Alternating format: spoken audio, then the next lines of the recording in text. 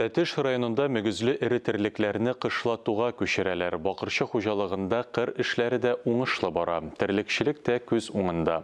Бұйылғы қышлатуда қойбір яңалықлар да көтілі. Толырақ келесі репортажда.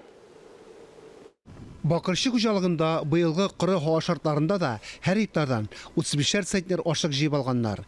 Игенләрне яфрактан топландыру, башка алдыңғы технологияләрне вакытында куллану уңай нәтиҗәләрен биргән.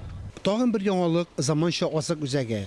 Аны бер айдан эшләтә башлыйлар. Малларның туплануына катнаш азык билгеле микъдарда кертелә. Бу азыкны әзерләү белән компьютер идарә итә. Хәзерге вакытта кармацентр төзергә тотындык. Минемчә, ул бик кирәк әйбер. Бөтен оборудованиены куеп бетерәлсәк, без терлекне ашаталабыз полноценный азык белән. Нинди анда файдалы әйберләрне катнаштыралабыз да грамма булай гына дигән.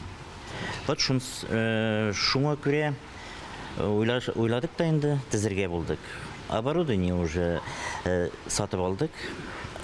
Зданиесе ясалып бетә. Брикатнадан. Ну, берәр айдан җибәрмәк киләбез инде кармацет.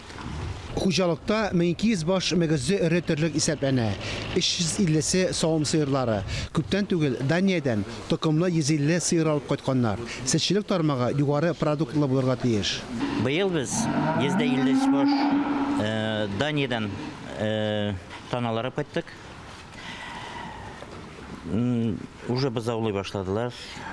Дип әйтеп була. И без уйлыйбыз инде, бу безнең будущее дип.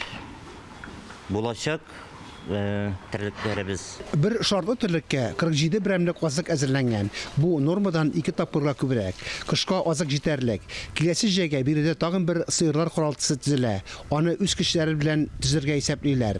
Әлегә кукурузны бертеккә һәм шикәр чигендерен җыеп бетерәсе бар. Бу культураларның уңышы да мол. Фанис Мөхәммәтов, Дмитрий Евторов, Линар Хабибуллин, Илдар Сафиуллин, Татарстан яңалыклары, Тәтеш районы.